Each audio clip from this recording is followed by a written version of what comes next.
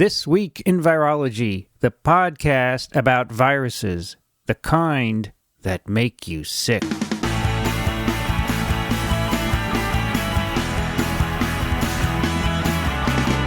This Week in Virology, episode number 72. It's March 5th, 2010. Hi, everybody. I'm Vincent Racaniello, and this is TWiV. Joining me today is the awesome Dickson Despommier. Hey, Vince. 100 pounds lighter, I understand. Well, not quite, but down a little bit from last time. You're looking very chipper. I feel great.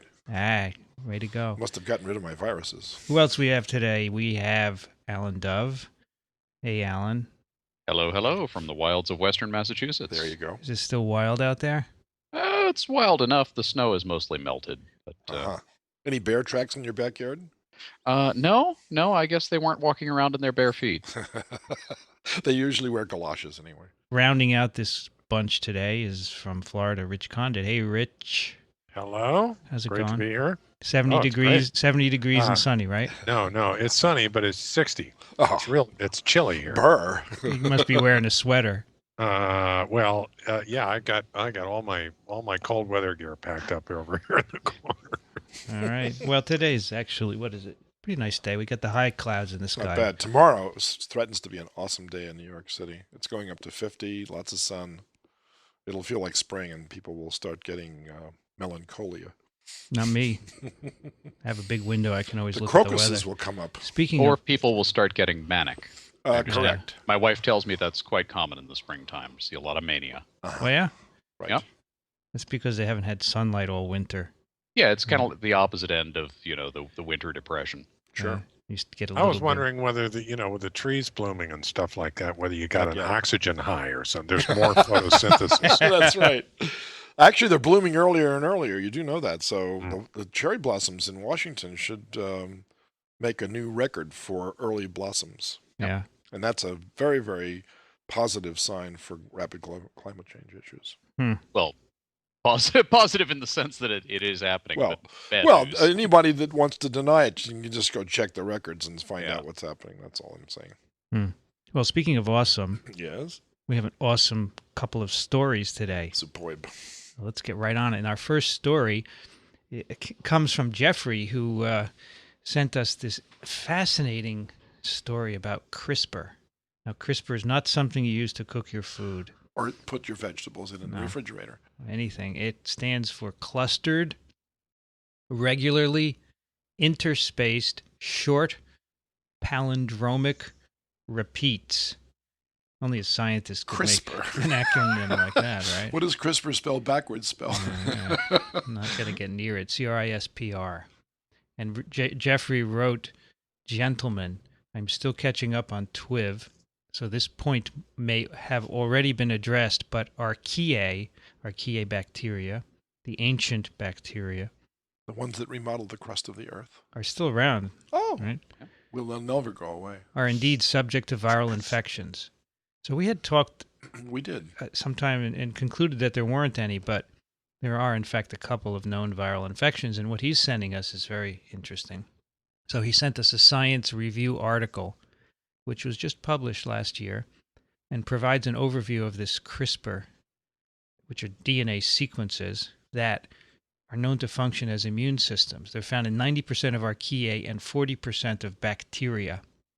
These interfere with incoming viruses? They do. I love this. So he story. says the fact that it is found in 90% of archaea suggests that it is probably a very early immune system and that archaea are subject to viral attack. Wow. Okay? And he says as archaeal culturing technology is just not yet sophisticated enough that's to right. record that information easily. Read the rest of his after we talk about CRISPRs. So this has been around for a while. CRISPRs are known.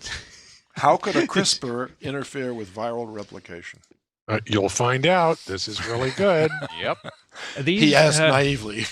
So basically, when a bacterium gets infected with a virus, or even if plasmid DNA comes in, a transposable element or conjugation, the bacteria takes bits of it and incorporates it into these loci, discrete loci in the chromosome or in the Insertion DNA. points during Yeah, circular and chromosome. then it Yes. keeps it as a memory of the infection. So you have these CRISPRs are basically cassettes with lots of repeated sequences, and all this foreign DNA gets incorporated into these cassettes. And then alongside these cassettes, there are genes encoding endonucleases and enzymes that chop up DNA. So if this virus or plasmid comes back, That's amazing. The CRISPR locus makes an RNA that basically guides these endonucleases to chop up the incoming DNA. So the way multicellular organisms have an immunological memory that they store in their cells of previous infections, archaea essentially have a species memory. That's a good way to look at it, yeah.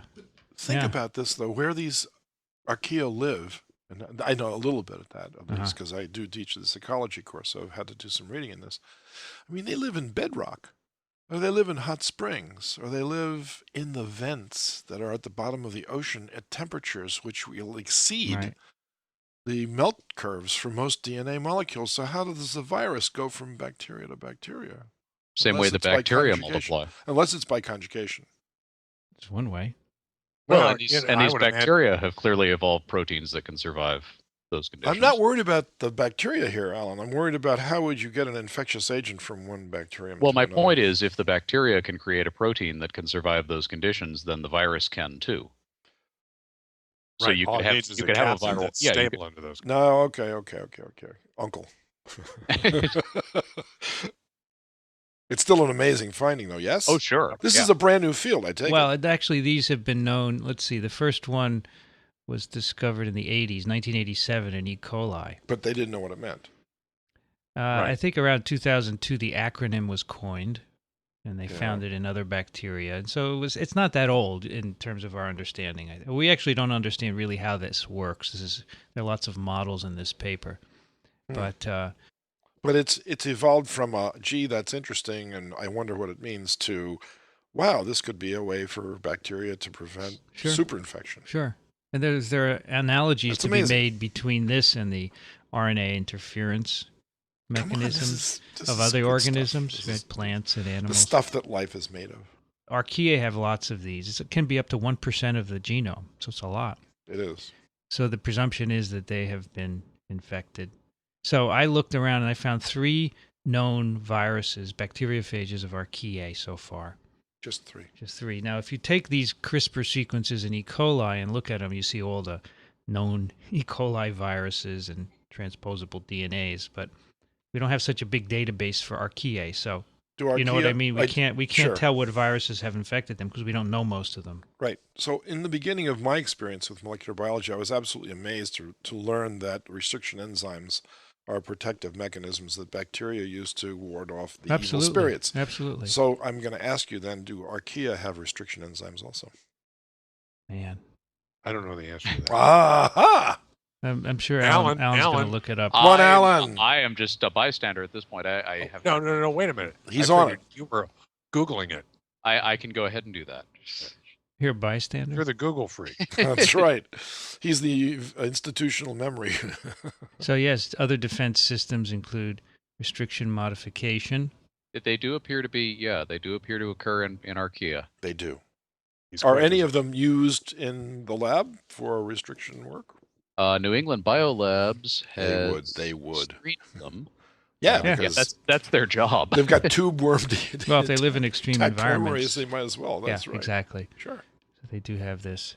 So this is really all new to me. I didn't know this at all. Fantastic. According to New England Biolabs, all free-living bacteria and archaea appear to code for restriction enzymes. Okay. That's wonderful. And for listeners who are not lab rats, New England Biolabs is a company that specializes in making enzymes for molecular biology. So they sell purified restriction enzymes. Yes. And we should probably say these restriction enzymes recognize very specific sequences in DNA. Yes. And you can use them to genetically engineer DNA. Or to analyze it. Right. Yeah. And they are part of the defense system of bacteria. It's why we know that OJ did it.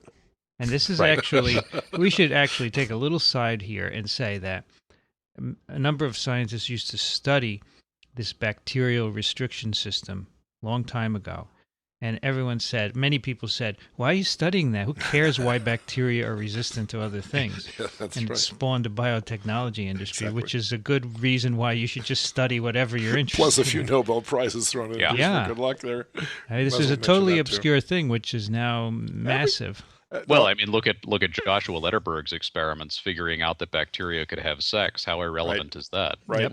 Yep. Turns out to be the foundation for a large portion of molecular biology. So. In other words, it must be if 90% of archaea have this CRISPR thing, and archaea make restriction enzymes, and there must be archaea that have both. Here you go. Sure. And it's interesting. It occurs to me that this is sort of a parallel to in mammals, the TMB cells, the innate and the adaptive, sure.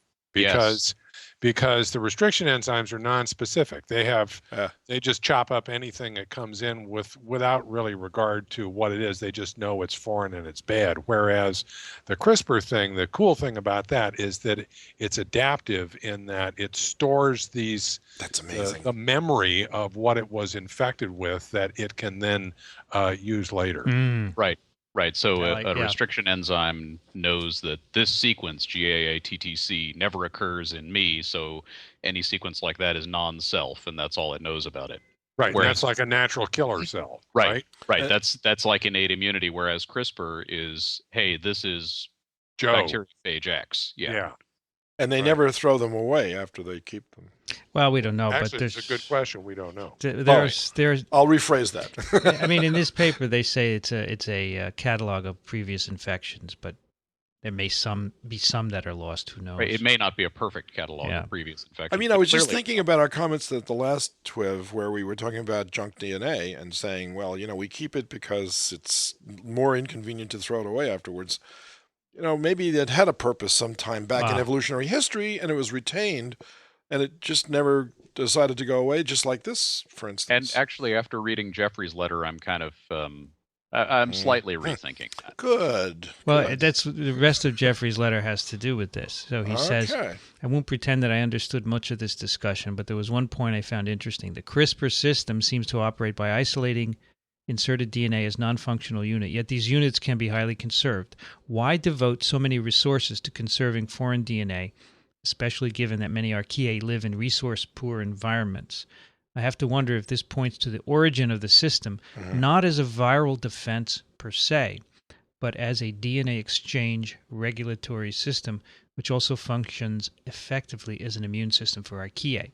We know that many microbes adapt and evolve by exchanging genes with other microbes. Is it possible that the CRISPR system is a regulator of this system, a kind of viral idol in which gene sequences are held off stage until environmental stresses occur, at which point the archaea allows the gene to activate? If this gene helps, it is stripped of the CRISPR coding and integrated into the archaea's gene structure. If it doesn't, it's returned to storage or even removed, especially if it proves harmful but not fatal to archaea. This would certainly make for an elegant adaptation immune system and might help explain some of the partial mutation effects observed over the last decade or so in bacteria. I'm not sure you need to have another. It's a great idea, was his suggestion. I don't know. I think the immunity by itself is compelling enough to keep something in your genome, right? And if I understand the way he's phrased this correctly, there's an inconsistency between his hypothesis and the CRISPR thing, and that the CRISPR sequences are small. They're like 50 to 70 nucleotides. Yeah. It's not like it's storing whole genes. Yeah, right. Unless it's it's just storing enough to make a guide sequence. Yeah. Right. Yeah, that's a very good point. So another question that I would have then is, am I correct in assuming CRISPRs do not occur in regular bacteria? They do. They do. I'm sorry. Then I missed that point. 40% of regular bacteria, but not all of them. Another question then is, do you find any CRISPR sequences from archaea that have been given to bacteria by shuttle phages? That was implicated in this paper. Right, that you could move these sequences around plasmids. Yeah. Whether they have gone from archaea to bacteria, I don't know. They don't say that here, but they do say they move around. Okay, I would love to know if there's any crosstalk between archaea bacteria and bacteria. Yeah, there is extensive evidence that defense systems such as CRISPR have undergone horizontal transfer between genomes, notably differences observed in codon bias, GC content, etc. but I don't know about archaea and bacteria. So now this got me thinking about our discussion of evolution being bureaucratic and just keeping around old sequences because it was more expensive to get rid of them than to keep them.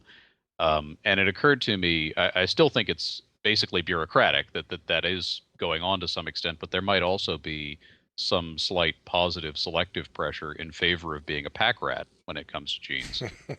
Because you do, I mean, as Jeffrey points out, you would build up a certain amount of shall we say, flexibility in the genome if you've tucked away these various sequences that you've encountered over the years. Yes. Blank tape. Right. So okay. So you hang on to them because my father used to have this incredible bucket of bolts. Okay, that was nice. A wonderful assortment of old bolts and nuts and stuff that was just totally random. But whenever you needed a bolt or a nut, if you scrambled around in there, you could find it. You bet. Okay.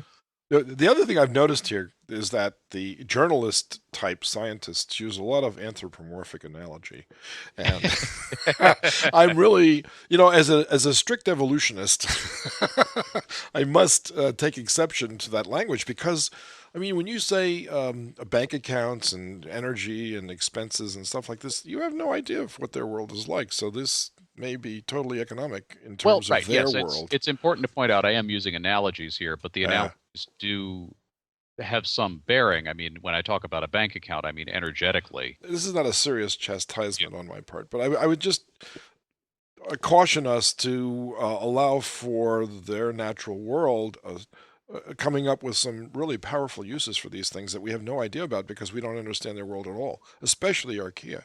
I mean, if you can take a section of rock 10 meters down into the ground and slice through it and do a PCR and get something from that, I'm impressed. I'm very impressed with that one. That's the first time I heard that, I just fell off my chair. It's life, Captain, but not as we know it. Exactly.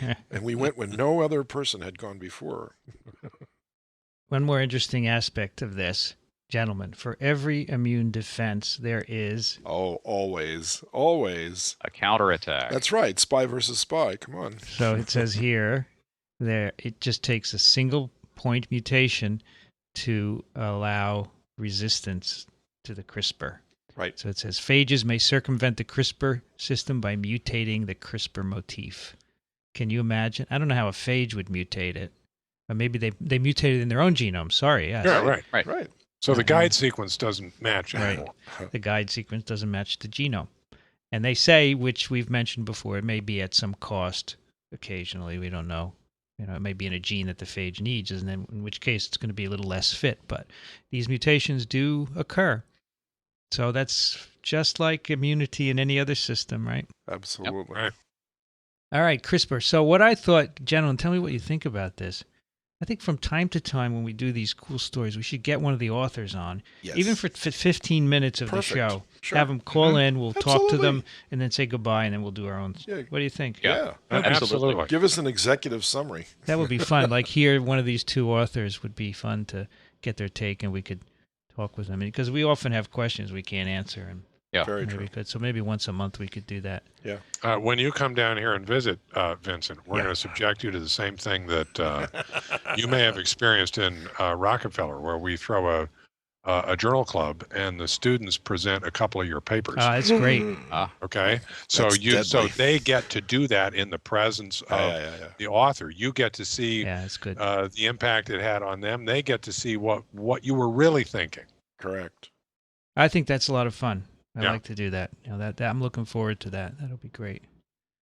Okay. Actually, the second two papers that I found are very similar. My colleague Saul Silverstein gave me an article. He put a piece of paper he ripped out of Science on my desk. He circled this. He said, "How cool is this?" And it's called Working Backwards. It has a picture of an Illumina genome analyzer. Reverse engineering. So, and this is, this is an amazing story. Anybody heard of this? Dick, you probably haven't. Richard or Alan? I haven't. This next story, Working Backwards. I haven't. So what they do basically in plants and in Drosophila, and they try it in worms. you can purify the small interfering RNAs from these organisms, right? So here I think we have to explain what a small interfering RNA is. So it's very similar to this CRISPR business. In fungi, plants, invertebrates, there's a system called RNA interference or RNA silencing. So if a virus comes in, its genome is chopped up into pieces, and a protein in the cell takes those pieces and uses them as guides to degrade the rest of the genome.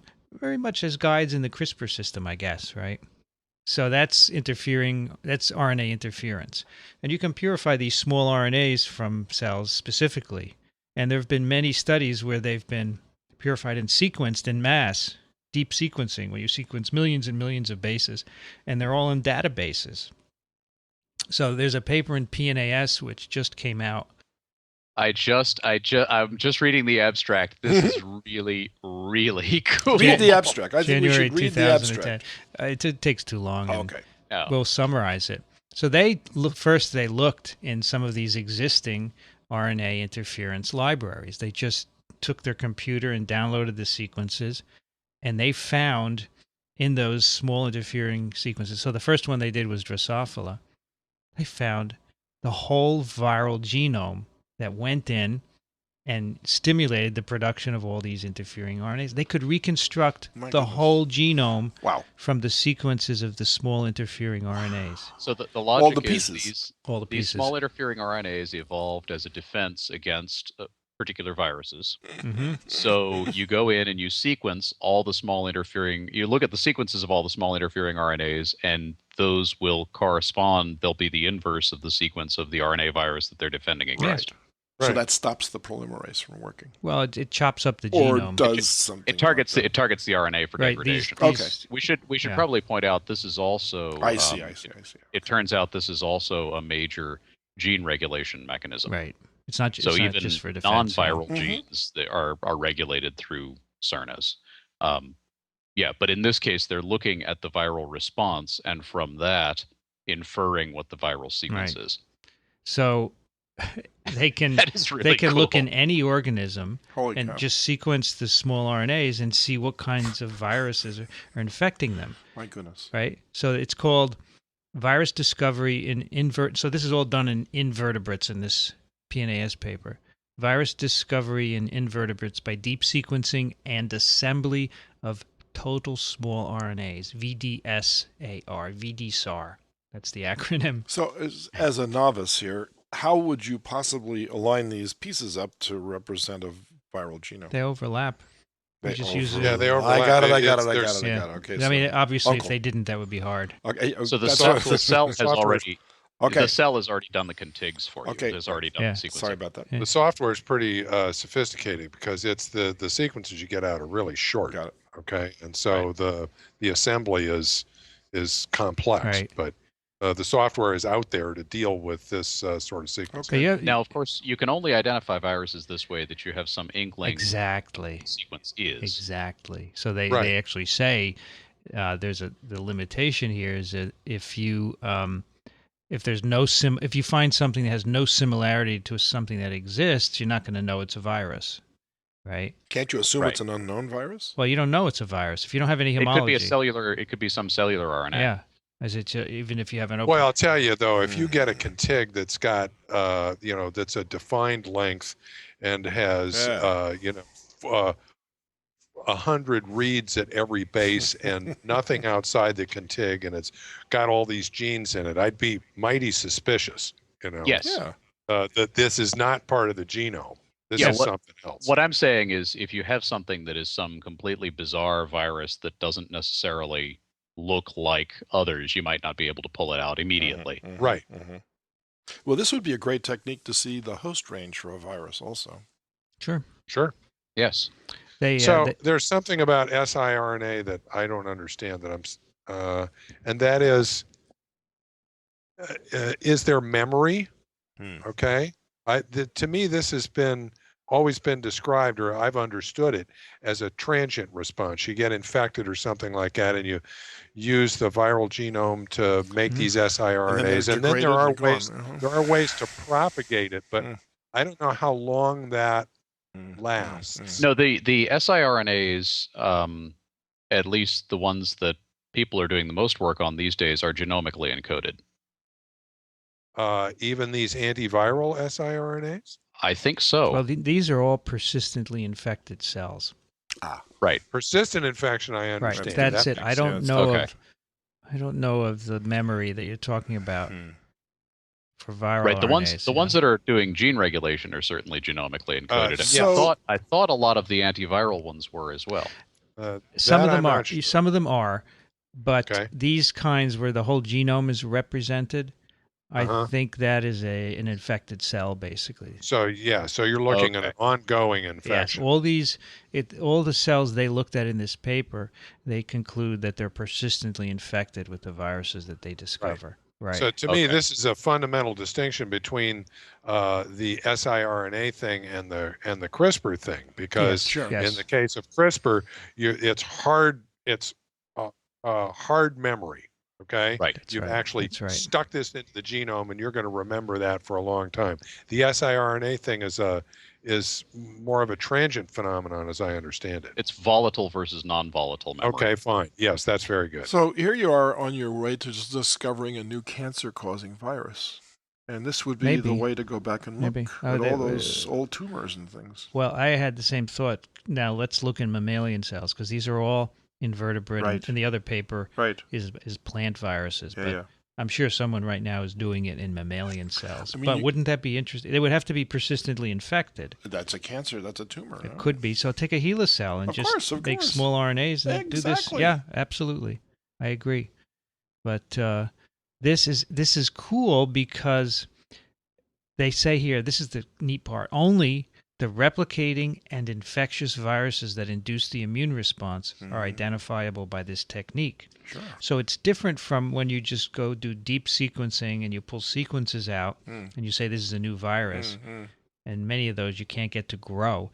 These are viruses that are replicating because that's how you make the interfering RNAs. That's right.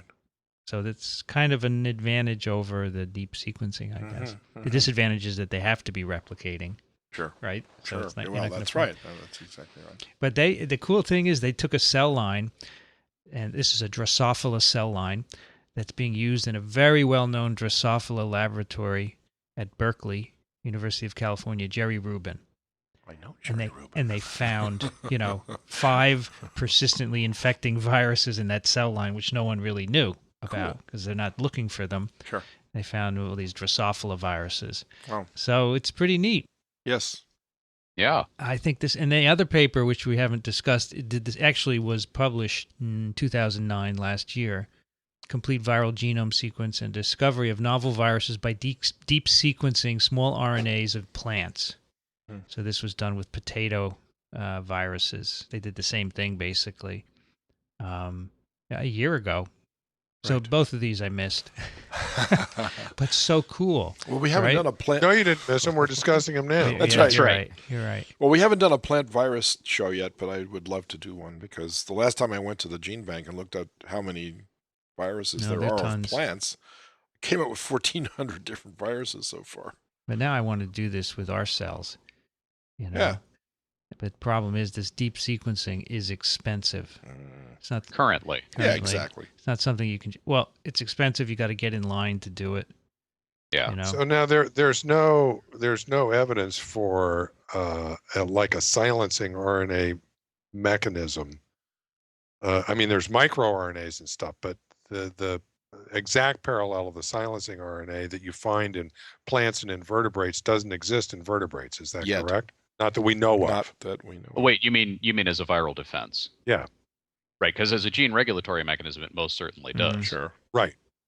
I mean, but not as an antiviral. I remember the first discussion of RNA editing and how that was first discovered in trypanosomes, and then next thing you knew, we were discovering it in our own genome. I will not be surprised if there are some antiviral CRNAs in us. And it could be that the way to find out is to do exactly this: isolate the small RNAs and just do bulk sequencing. You're talking about hardwired sequences in the genome, Rich. Right? Yeah.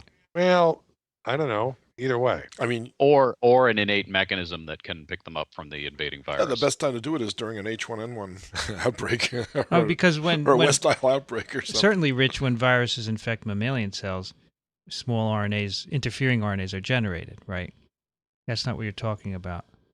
So you're talking. Oh, Vince, you're talking about the double-stranded RNA response. No, aren't viral RNAs chopped up by Dicer and Argonaut in mammalian cells? So I'm not so sure about that. All right, well, let's look it up. We'll have to look it up. Let's go to the videotape. I'm going to look it up. RNA interferences in viruses. Let's see. Although that paper did only reference invertebrates. Plants, insects. Yeah. Dicer is involved in protection against influenza A virus infection. J-Gen Viro, 1990 or 2007. Keep going. Recent studies suggest that RNA silencing in mammals is also involved in antiviral response. In particular, there's an increasing evidence that microRNAs have a function. So that's what you said, Rich, right? Yeah, those are out of the genome. Fine. Yeah, all right. So the RNAi may be an ancient type of defense against viruses. Well, it clearly, given its conservation across plants and worms and et cetera. Okay. They have little else going for them. They've got to use this. I mean, their immune systems are not as evolved. Of course, you can use RNAi to mess with viral infections in mammalian cells. I can't believe that somebody hasn't done the bulk sequencing of the small RNAs in mammalian cells already anyway. Or if they did, they're forming a company. Considering our discussion, maybe that's why, because it's not known that they are produced in response to viral infection, right? Yeah. So that may be it. I'm sure we'll see it down the road. Somebody's going to do it, yeah. Let's see here. Especially if they're listening to the show. Yeah. Fungi, plants, and invertebrates, RNAi against virus infections. You could almost run this broadcast like a Gordon conference. Yeah. Well, absolutely. Absolutely. If you had many people involved. Well, that's what a meeting is, right? You bet. But you know what? At meetings, you don't often have these kinds of discussions. You can't have these. You have to have three somethings or first. They happen in front of a poster, and not a lot of people. All right, so here's the difference. We have our discussion, and then thousands of people hear it. Thousands. At a meeting, 5 people in front of a poster or at dinner have the discussion, and it's just them. Yep.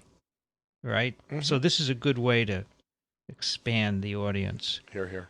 Of course, the poster discussion, most people wouldn't understand anyway, right? So, right. I have it.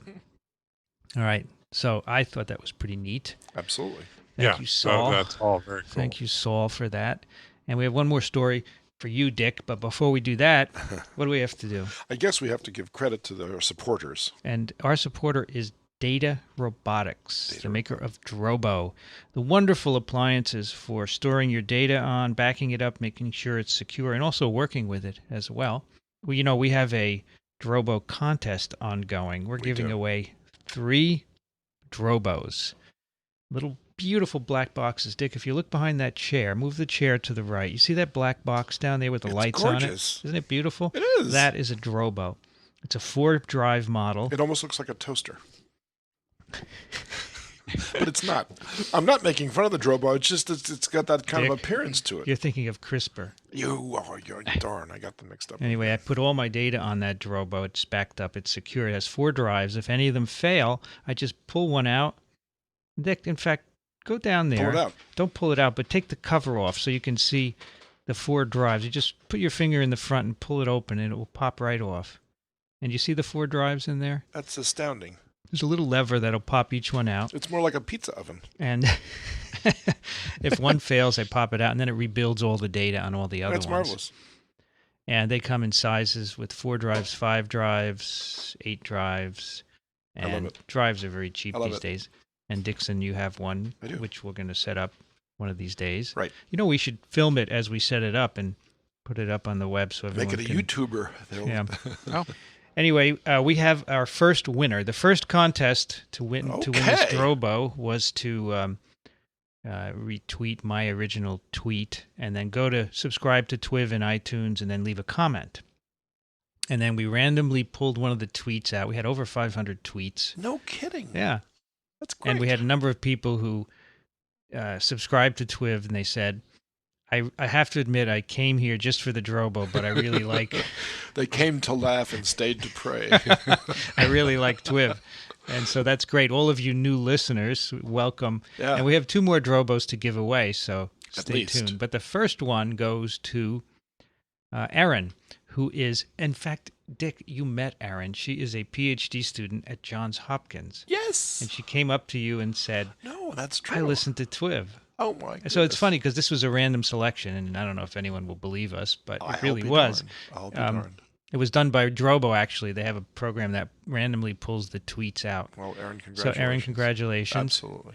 She's very excited to get it because she says she has a lot of data she wants to back up. That's fantastic. And she's going to do it for a couple of months and then send us a little information about how she's used it, which will be cool. Great. An endorsement. Cool. So now we're starting the second giveaway.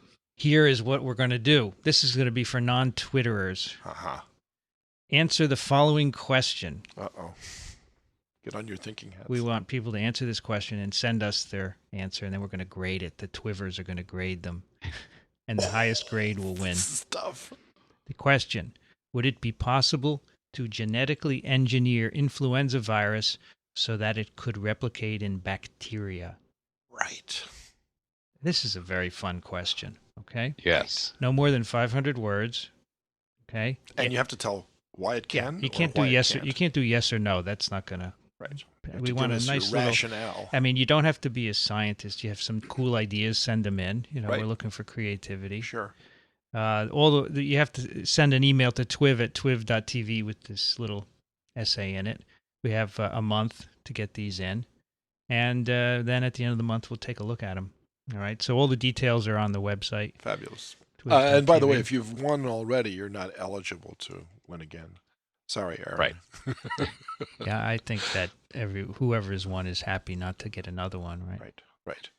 No relatives of the present company involved in this either. So this one will, people who have been listening to TWiV for a while will have an edge for this, but get out, sharpen your pencils. That's great. Absolutely great. I think it's an interesting question, and we thank Drobo for doing this, for giving us, because it broadens the penetration of TWiV in the world. We've got a lot of new listeners as a consequence. They could even store TWiV on their Drobo. You could store all the back TWiVs on your Drobo. That's right. Absolutely, and they'll be there forever beyond our lifetimes, perhaps. And so we thank Drobo for their support this week in virology. And the last paper, Dickson. I actually heard this on another podcast. And I said, I have to bring this up because Dickson has the final word. The paper is called Dry Weather Induces Outbreaks of Human West Nile Infections. Right. Now, that's already been known, hasn't it? Of course. So let's tell you what they did here. This is a paper from a group in Mississippi. Oh dear, where's the abstract here? Yes, Mississippi. Mm-hmm. Okay. Department of Wildlife, Fisheries, and Aquaculture, Department of Geosciences. All right. And they want to be able to predict West Nile outbreaks. That's the idea. Right. Okay. Mississippi State University. Okay. So they got data basically on human West Nile infection in 82 counties of Mississippi in 2002, and then tried to see if there was any relationship between precipitation and the risk of being infected with West Nile virus. Sounds good so far. Okay. This has been done before, you think? Lots of times, All sure. Right. So a couple of things that I thought were interesting. They in the introduction, they say the role of precipitation in West Nile transmission is inconclusive.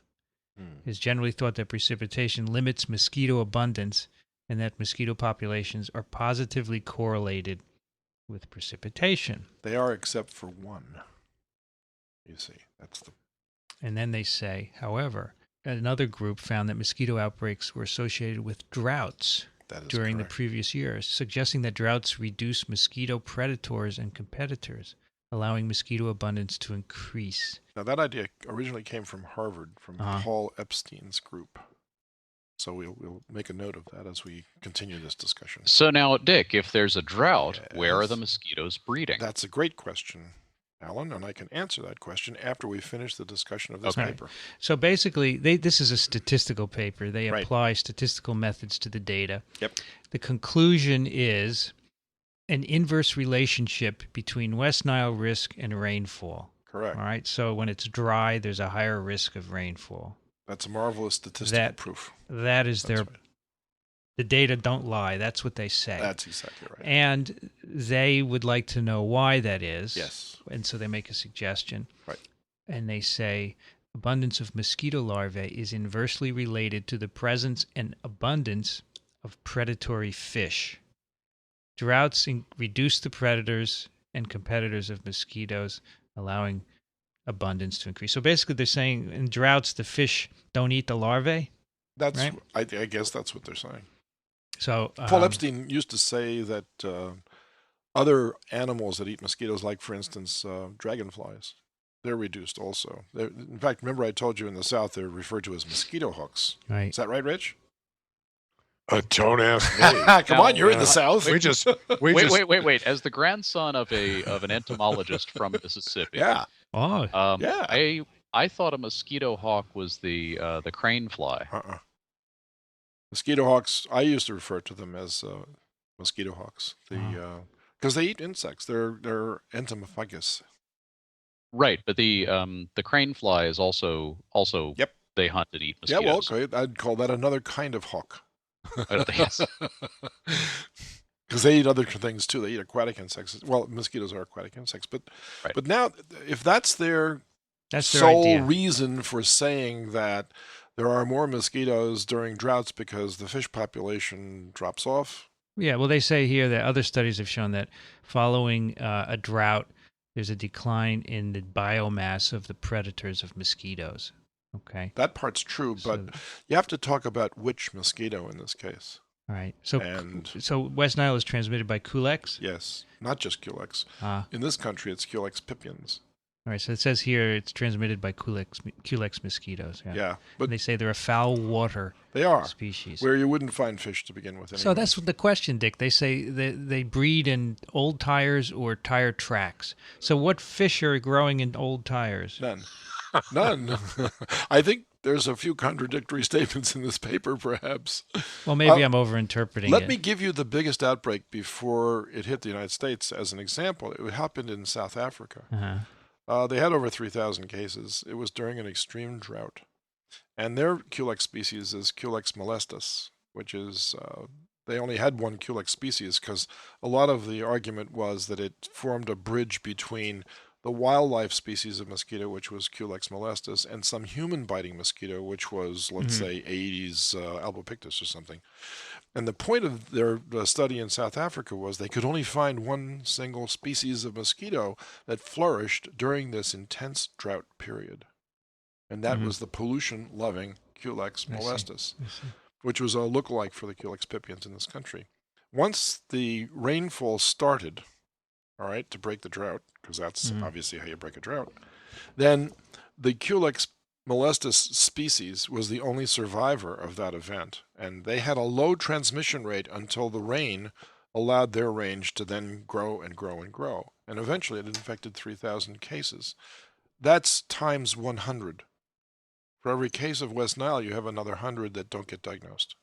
So that's how it's a cryptic infection in that sense, because the clinical horizon for West Nile is usually pretty high, and usually it's in older people only. So in that particular outbreak, which was totally documented all the way through, which was in 1971, there was no controversy as to the cause, and there was no controversy as to the ecological setting that allowed it to happen.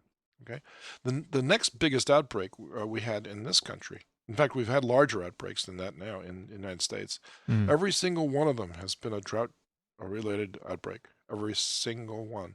So when you think about what Culex pipiens and Culex molestus feed on ordinarily, it's not human beings, it's birds.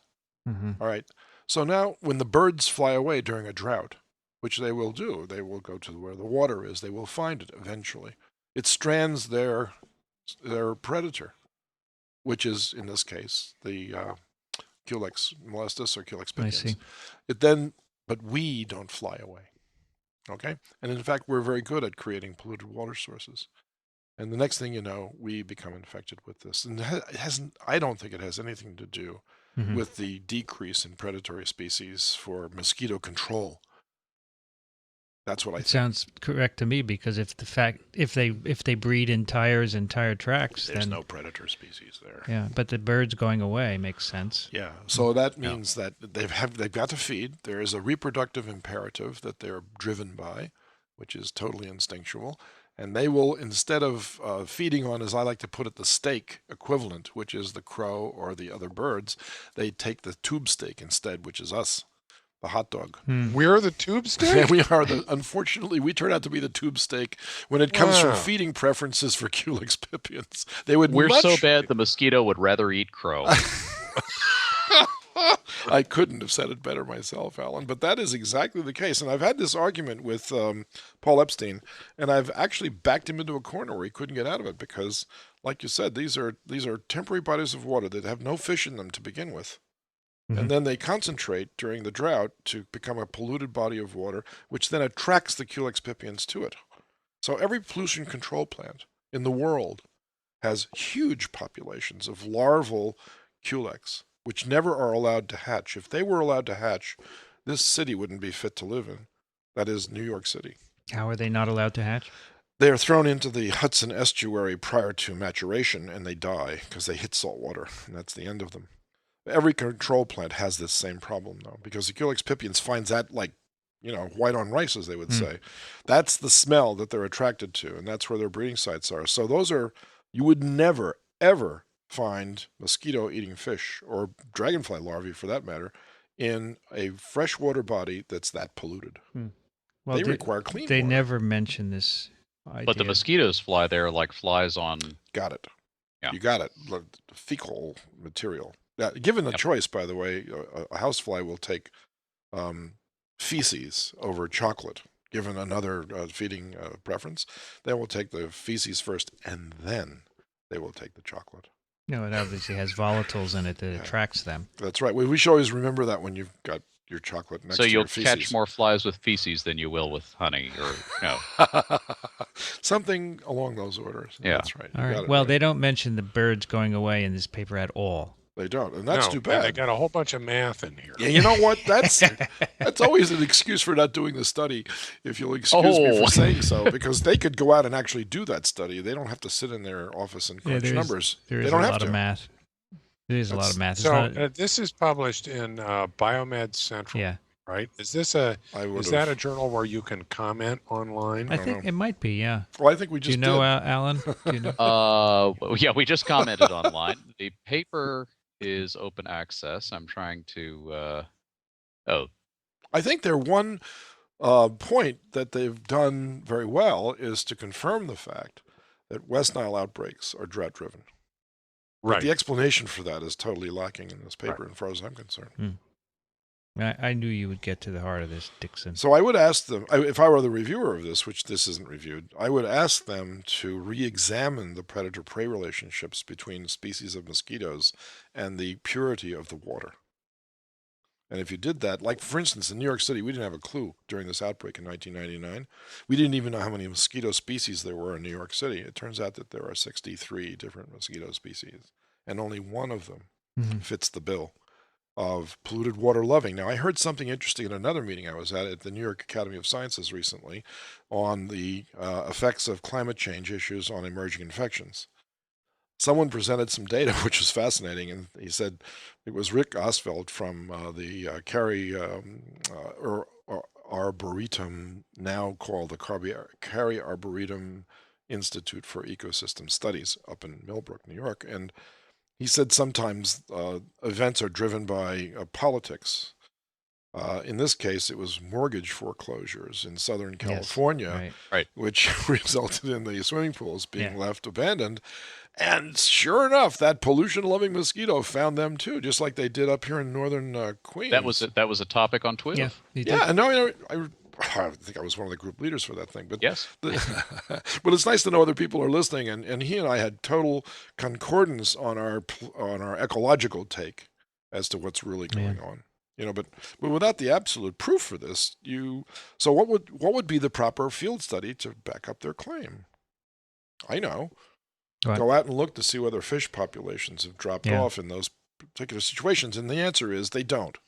Well, these guys just got data that was already around and massaged it. We would call these meta-analyses. They're epidemiologists. But that's not to say that it's unimportant to do this. Somebody has to do it. No, it's fine. That's what a lot of people do. However, if you do want to comment, there is a comment form, and I just put the link in the Google Doc. Yeah, well, maybe one of our readers can write a cogent remark or two. Well, we could we'll go there after the episode is posted and say, we discussed your paper on TWiV. You should listen. Yeah. Right? Why not? Even if it's to rebut. Yeah, it's okay. Yes. We're not saying they're bad. We're just disagreeing. No. On the contrary. Disagreement. I think their analysis of the drought data are excellent. Yeah. Right. We're disagreeing with their the conclusion that they've drawn from about fish populations, but the underlying analysis comes to exactly the right conclusion. Here. Okay, should we do a few emails? Absolutely. Sure. All right. Only if they're good. They're all good. They don't ever say bad things, although there are a few bad ones on iTunes. No, I meant good in the sense that they are truthful. Yeah. Okay, the first is from a Fallet. He says, my friends call me Taupe. Okay, really? So we should call him Taupe. That's a color. Taupe is a color. He is Tope. Ah. I might be pronouncing it wrong.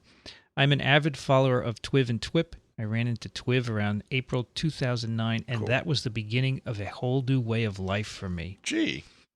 TWiV opened me up to a lot of podcasts and online lectures, bioseminars, TED Talks, nice. MIT OpenCourseWare, Nature Podcast, and others, which as a whole have widened my horizon. I believe it is worth mentioning that every segment of TWiV is worth the time. From the discussion of papers to the pick of the week, you guys are doing a great job impacting lives. Please keep it up.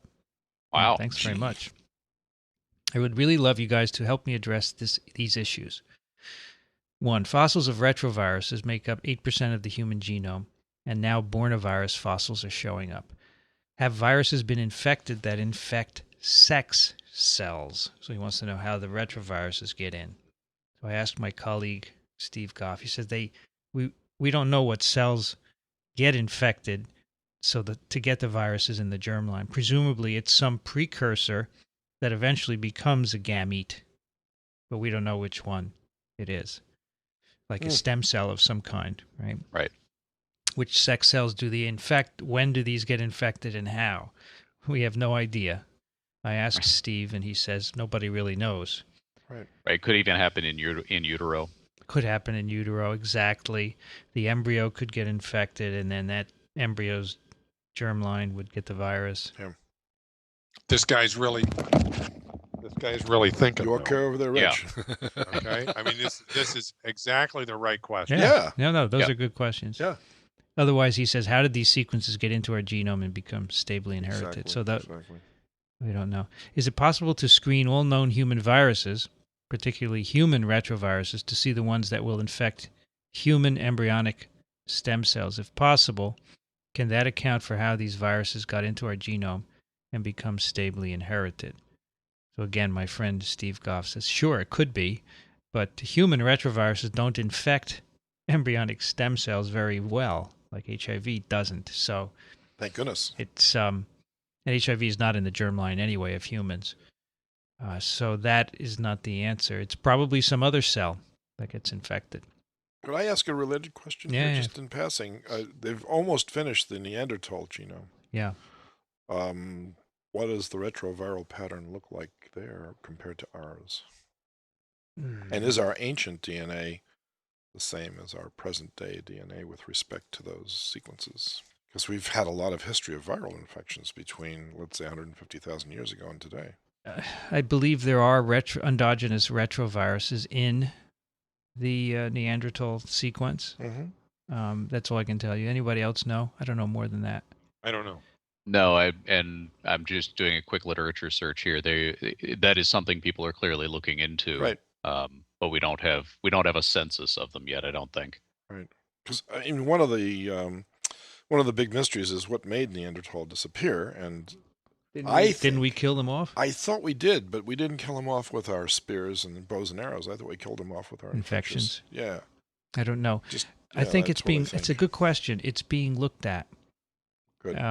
It should be. It's a very interesting And question. has ours changed over time? So one of my students in my virology class said, when you sequence these old genomes, why don't we ever see any virus sequences? Besides endogenous, but because we've only got fragments, I think. Fragments, that's the problem. But with King Tut, they had malarial DNA in him, but he's a well-preserved mummy, right? That's correct. Right. And that's the thing is, if we had more of these old humans or related ancestors, maybe you could see some. That would be fascinating, wouldn't it? It would. But we don't. We just have little bits of Neanderthal bone, and that's true. When everybody's genome becomes like $1 a genome. Which it's probably going to be eventually, right? Just like on that movie Gattaca. Then we will know whether there's some variation in this particular aspect of the human genome. I want to know what viruses were way back when. Exact. I think that would be interesting. Exact. By the way, if you want your genome sequence, go to personalgenome.org. George Church. Ooh, how much? $10,000, I think. George Church, who's a scientist, a professor at Harvard, he was involved in developing Maxim and Gilbert sequencing years ago, which is what I used to sequence polio. So he has a study to sequence 100,000 human genomes. It's NIH approved, IRB approved. You can go to the website and sign up for it. Really? So I signed up for it. Really? And it's all going to be open source. They're going to put all the sequences online. Wow. And let people play with them. Anonymizing the data. No, it's going to be all identified. Now, really? Because they want you to upload your medical history as well, so people could try making correlations. Yeah. So that's interesting. This is very interesting, Vince. So you feel okay uploading your full genome sequence and your medical history to a publicly accessible site? Yeah, I'm almost dead. Doesn't matter. No, but we already have his social security number online, so why shouldn't we get the rest? I don't have that. That's an interesting. It's interesting that you raised that, Alan, because I learned about this from Futures in Biotech, one of Mark Pelletier's podcasts. He interviewed George Church, and one of the other guests on the show, Leo Laporte, was having his genome sequence, and people said to him, "Why are you doing this?" Yeah, well, they have already 11 sequences posted with the names of the people. Esther Dyson is one of them. Wow. And all the medical, so people can correlate genotype and phenotype to a certain extent. Well, I might just do this. Put the link in the show notes. I want to see this. Okay. Huh. Yeah. Anyway, that's. Do you think you'll know enough after 100,000 to actually do something with it?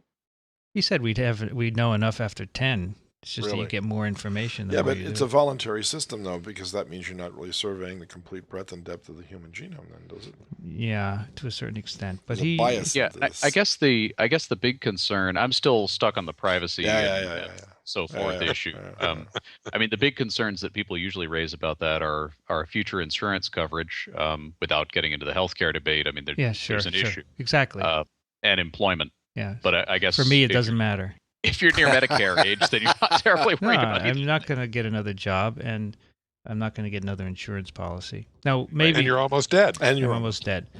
Now, what they would really like is husband, wife, and kids. Of course, families. Families. Yeah, so, I know. I've got twin daughters. Right. Yeah, that would be perfect. So...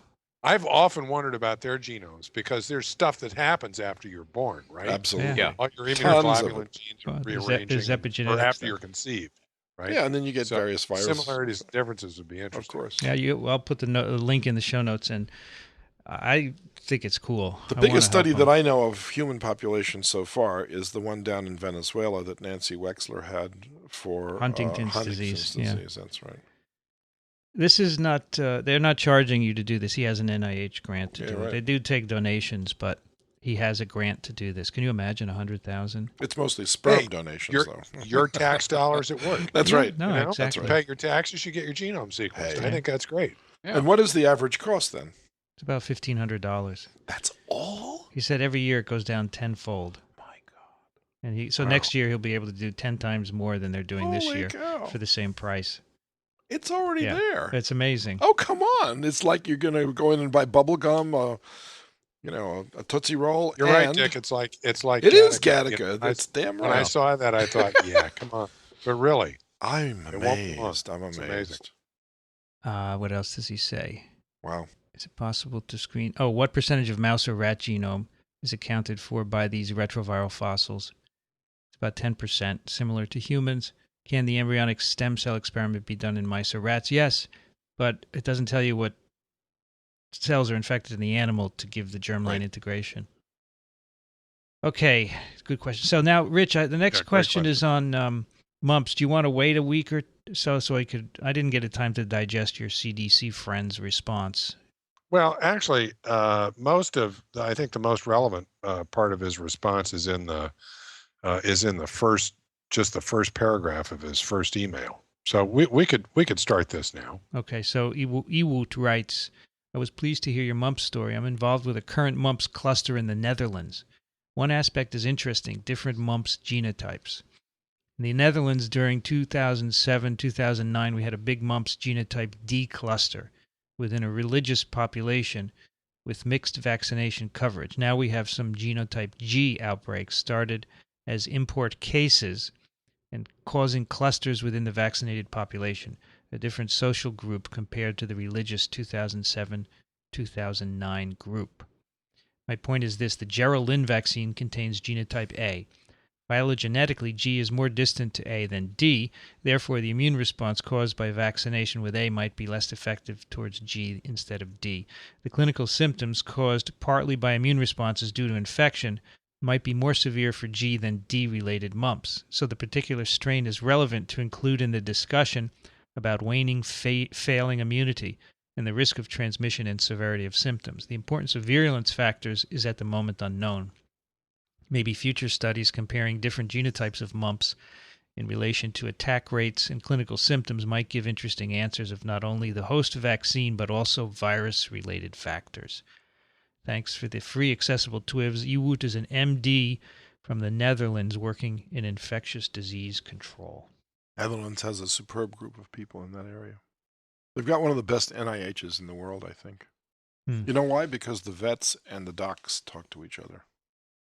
That's an enormous plus.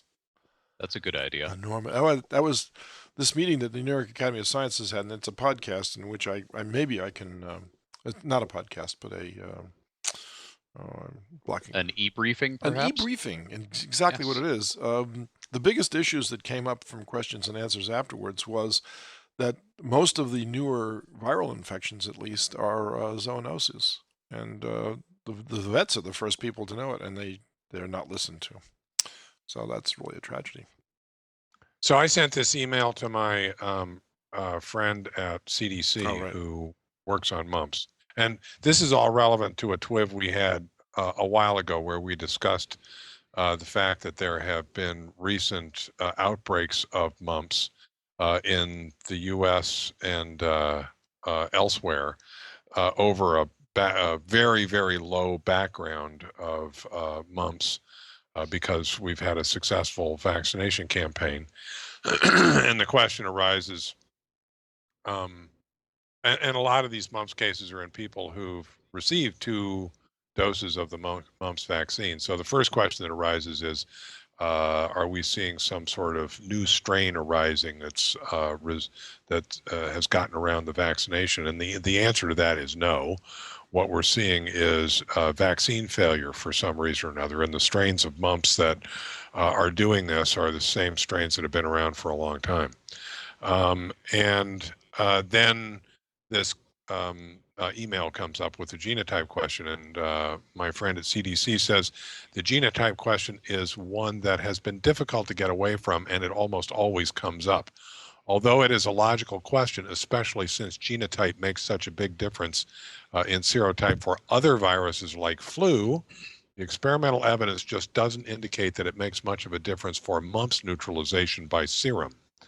And he attaches a couple of papers by Steve Rubin that indicate that differences in the ability of sera to cross-neutralize viruses of divergent genotypes, that is mumps viruses of divergent genotypes, simply are not that significant.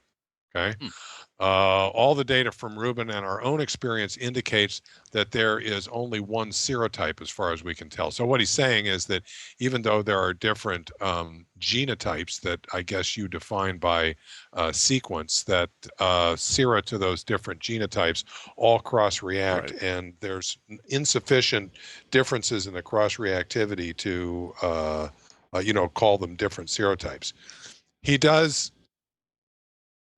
give an out in the first sentence to the next paragraph, which is, however, serotype issues aside, he, that is the writer of the email, brings up an interesting point by implying that immune response to one genotype might be more severe than another. And then I've got several paragraphs of immunological stuff that I don't want to, I barely understand, and I don't want to go into. But he opens the door to the point that the cellular immune response may be a component in this, and we don't really understand it completely. We'll give a third Drobo for those that can explain this in a simple terms. So I guess that's by way of saying that, yeah, this genotype thing is something that we have to think about. That the viruses, all the different genotypes of viruses, behave as one serotype, but when you factor in the cellular immune response, then it gets a little more complicated, and we don't understand completely what's going on. But it's worth thinking about. And just to throw a completely bizarre idea into the conversation, there was just this article a few weeks ago about vaccine needle size. This was in early February. And it was a new study. It was a study. It was covered by a couple of news outlets. Some folks at Baylor looked into this, and they vaccinated various people with different sizes of needles, and discovered that if you use a short needle on somebody who has a lot of body fat, you don't get the vaccine deep enough into the muscle tissue to get a robust response. Wow.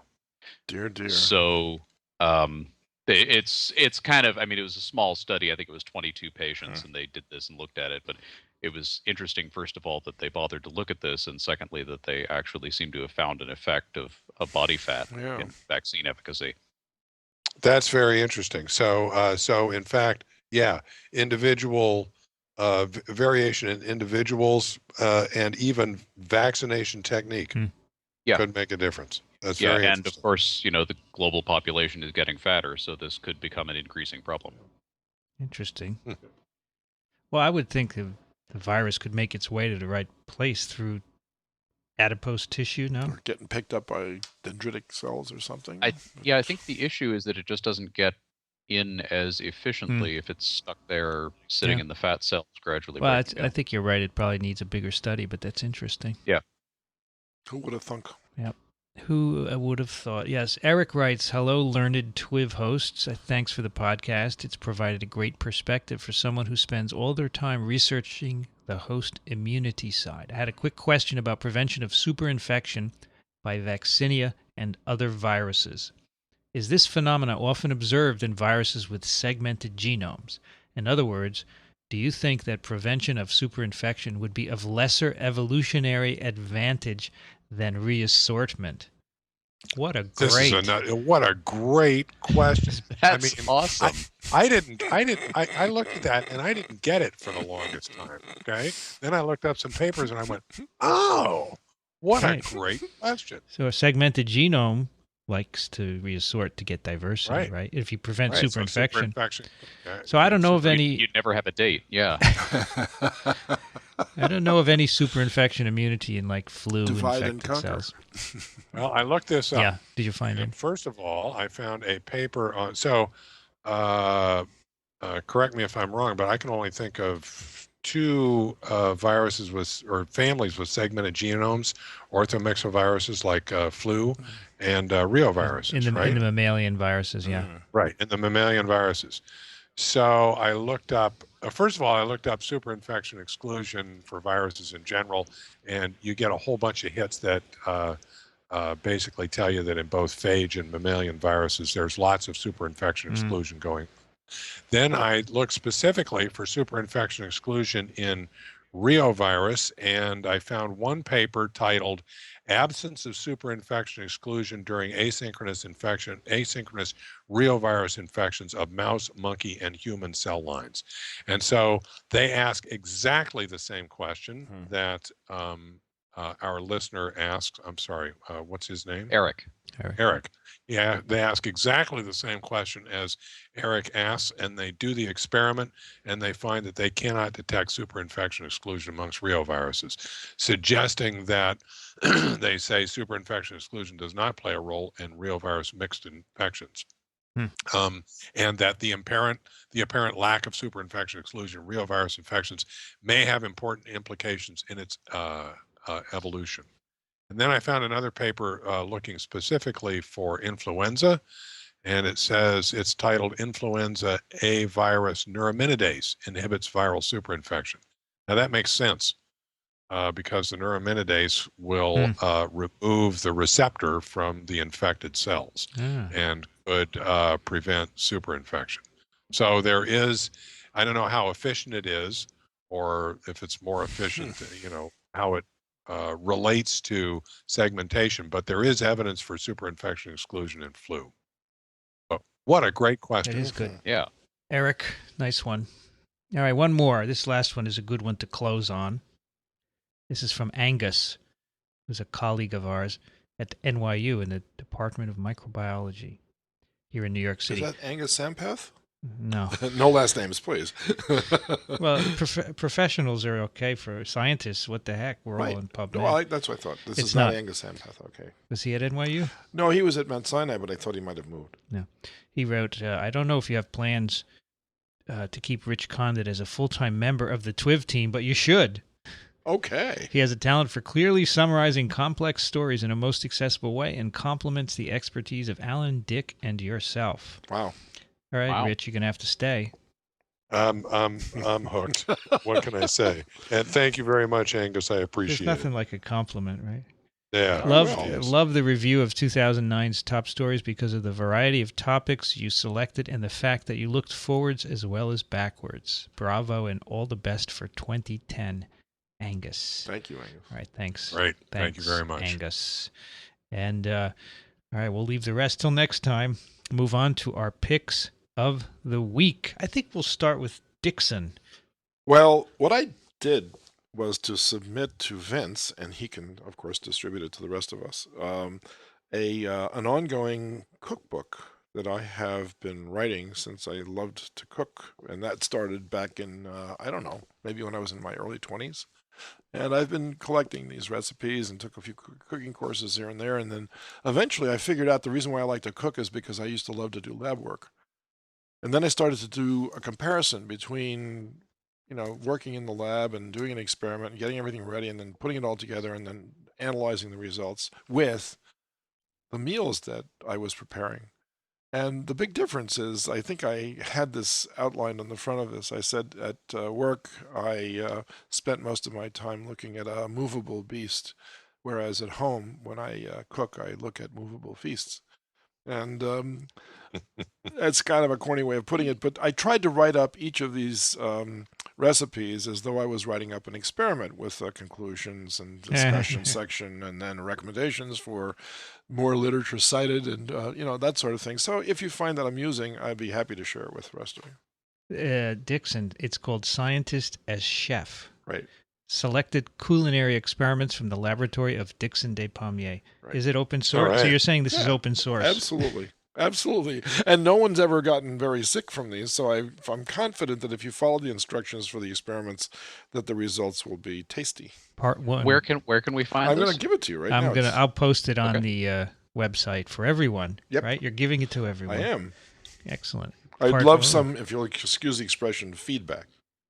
We could post it in a way that people could comment on every recipe. Part 1 is liquids. How interesting. What's part 2? Solids. What else? And do we have gases too? No. We have gases as the result of the liquids and the solids. Part 3. Here we go. I have no plasmas. Experiment number 8, puttanesca sauce. Yep. So a lot of these are borrowed from other people and then modified accordingly, which is all of our experiments are. There's nothing unusual under the sun. So what I've taken is one of the common meals that we have when we go home late at night and you're in a hurry for a good something to tide you over because you haven't eaten dinner. It's ramen noodles. Everybody here like ramen noodles? Sure. I do. And especially when I'm traveling to some place exotic and then they come at midnight and they wake you up and would you like some noodle soup? And it's delicious. And I have some stuff that you can add to it that actually makes it taste a little bit better. And the last line of the book is, may all your experiments be edible ones. Indeed. All right, that's great. Thank you, Dickson. You're welcome. And the world will thank you. Not necessarily. Alan, what have you got?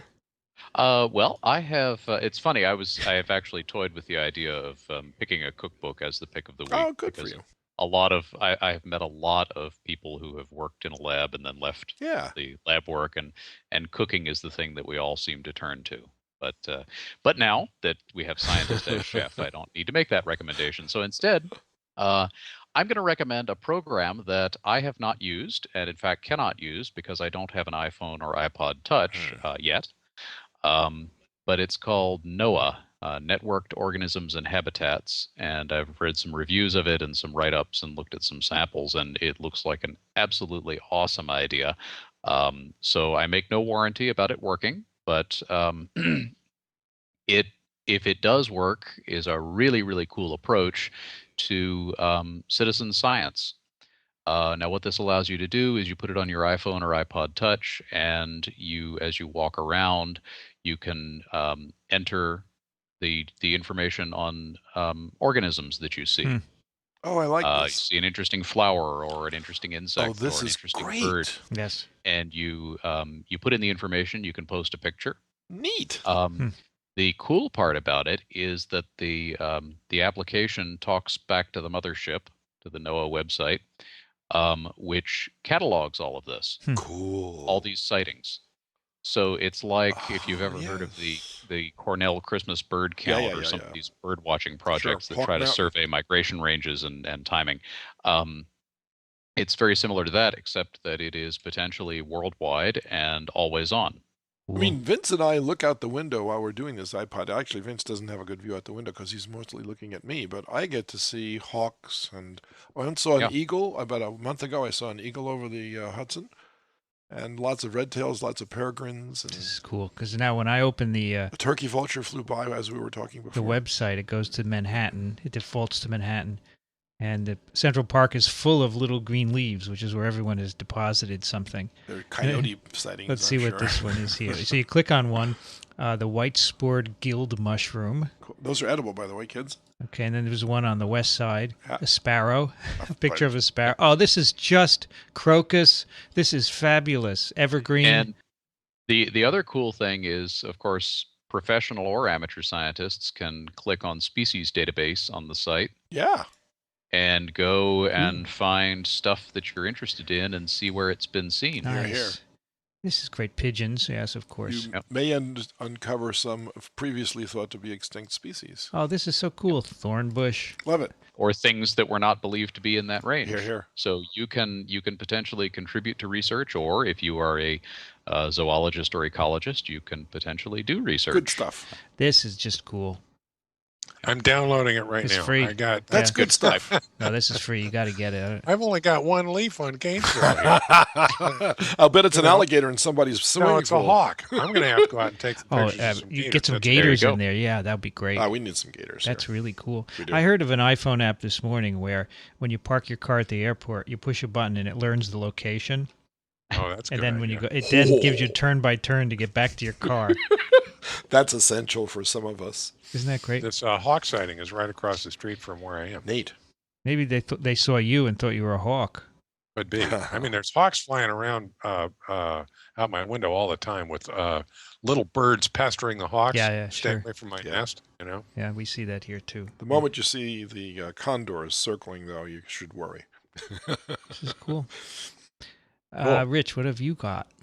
All right. So I'm going to pick what I would call it's in the nature book type category. Yep. It's a book called Never Cry Wolf by Farley Moat. So Farley was a biologist or a naturalist, I guess, it's autobiographical. He was hired by the Canadian government to go out into the wilds and prove that the wolves were trashing the caribou because the caribou population was declining. Yeah.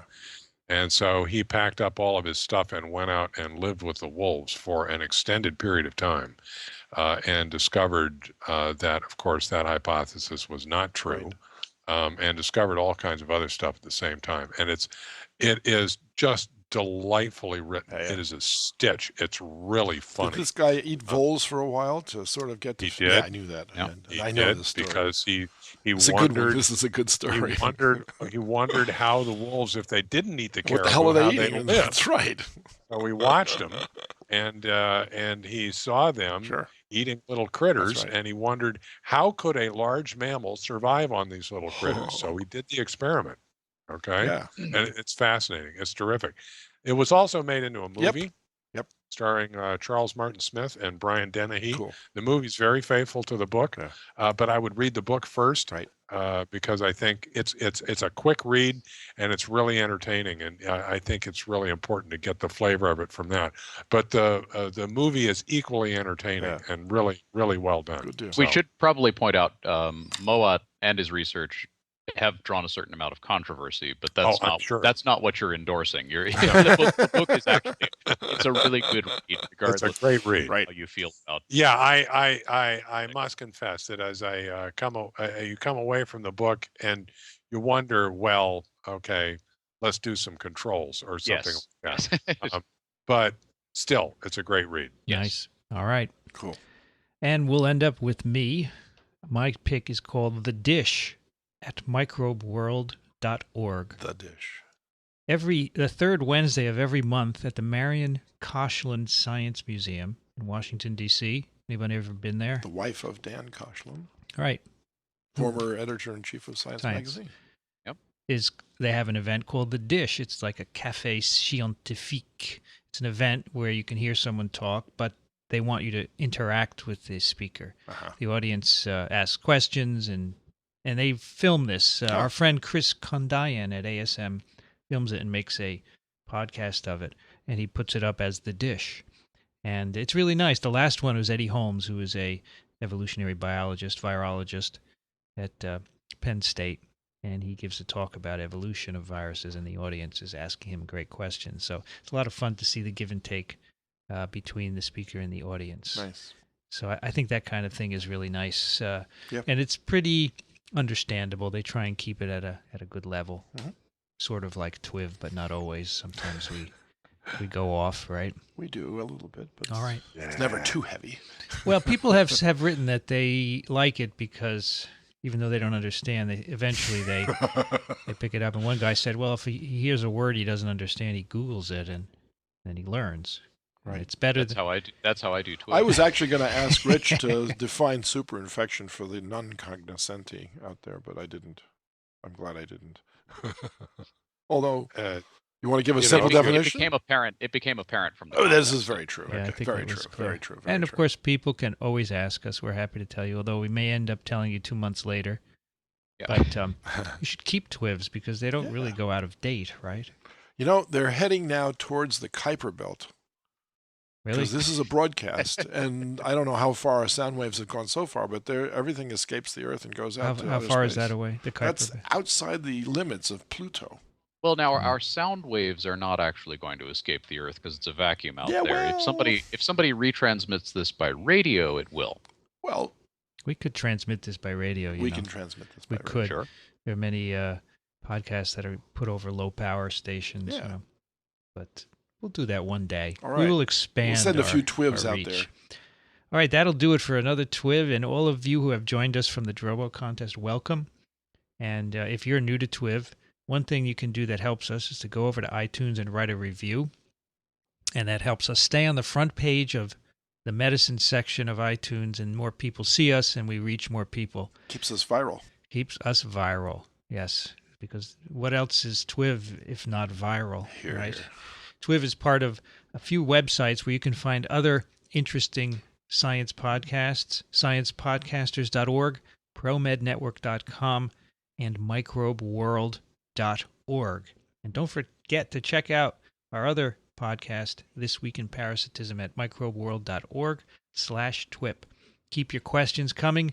We love them. TWiV at twiv.tv. Every month we'll have to do an email-only show. Last week was well received. A lot of people have said they loved it. Yep. So we'll keep on doing it. Dickson Despommier, merci beaucoup. Très bon. Medicalecology.org and Racaniello.org is where you can find Dickson when he's not cooking, apparently. And you can find Alan Dove at dovedocs.com and in the wilds of Massachusetts. Thanks, Alan. Thank you. Always a pleasure. Good show today. And Rich Condit is down at the Department of Gatorland.